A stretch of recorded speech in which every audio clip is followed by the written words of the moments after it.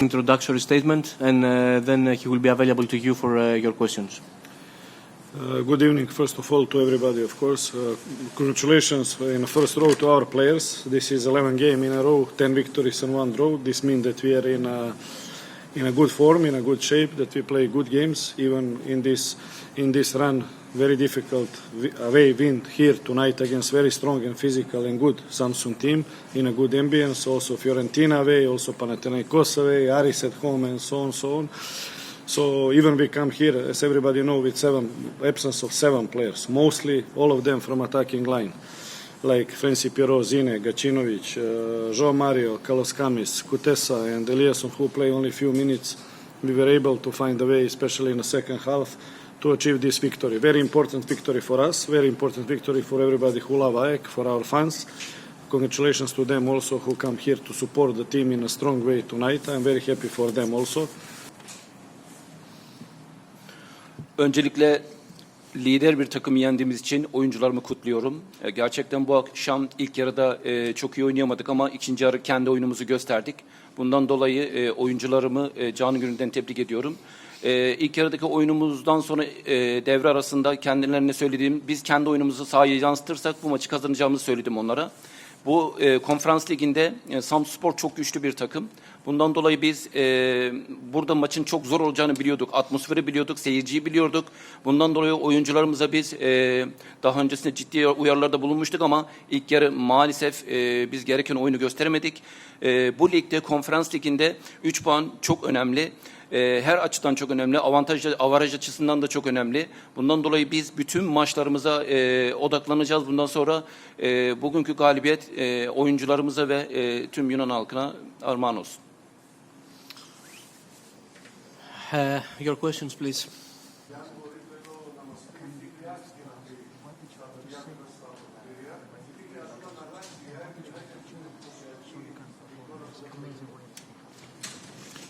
Kalispera, thanks first of all. Yeah, it's not some kind of miracle words in the half time.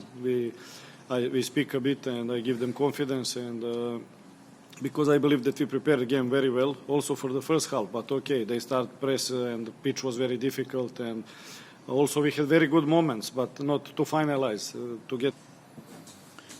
İlk yarıda odaklanma sorunu yaşadık. Oyuncularımıza kenardan uyardığımız halde maalesef oyunu geride kabul ettik. Ama ikinci yarı oyuncularımızla birlikte o maça çıkmadan önce konuşmamızda da daha atak oynamamız gerektiğini söyledim. Defans yapmamamız gerektiğini söyledim oyuncularıma. Orta sahada oyunu başlatarak hücum etmemizi söyledim. Bunda da başarılı olduk. 3 puan almak gerçekten bizim adımıza çok sevindirici. Bundan dolayı ben çok mutluyum. Costa. Okay. Kalispera. Thank you.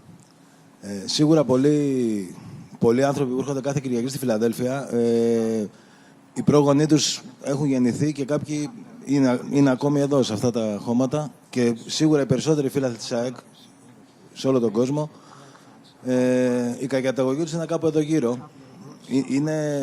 Είναι πάντα αυτές οι νίκες και πάνω από το ποδόσφαιρο και πάντα μια τέτοια νίκη, ανεξάρτητα τι θα γίνει στο τέλος και πού θα φτάσει η ομάδα στο conference, είναι μέρος της κληρονομιάς της ομάδας. Και θέλω να σας πω συγχαρητήρια και ευχαριστώ, γιατί και εγώ είμαι ένας από αυτούς. Και ήθελα να σας ρωτήσω τώρα, στα 3 παιχνίδια που μένουν, θα αντέξει η ομάδα. Είδαμε και σήμερα βγήκε ο Μουκουντής στο ημίχρονο. Πολλά προβλήματα, την Κυριακή ένα δύσκολο μάτς.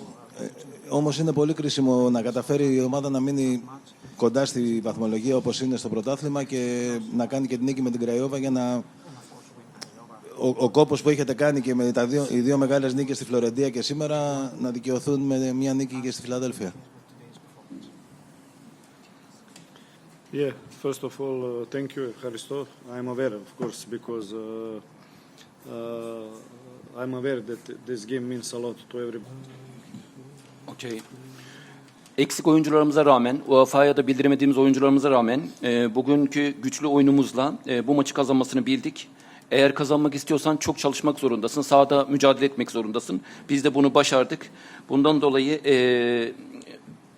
Bir sonraki maçımıza da aynı mantaliteyle, aynı formatla çıkıp bütün maçlarımızı kazanmak istiyoruz. Bundan dolayı tekrar çok mutlu olduğumu size dile getirmek istiyorum.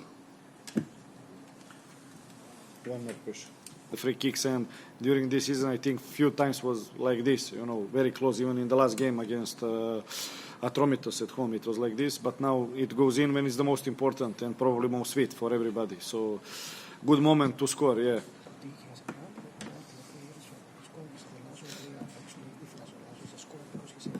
Okay. Yarından itibaren bu maçın biz analizini yapacağız. Tüm oyuncularımızı tek tek değerlendireceğiz. Bugün frikikten ve kontrataktan goller attık. Bu bizim adımıza da çok sevindirici. Her maçın kendine göre bir hikayesi var. Biz bütün oyuncularımızı, oyunumuzu geliştirmek istiyoruz.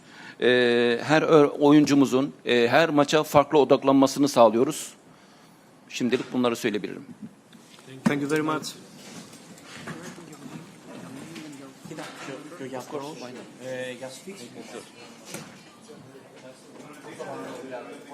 Söyle.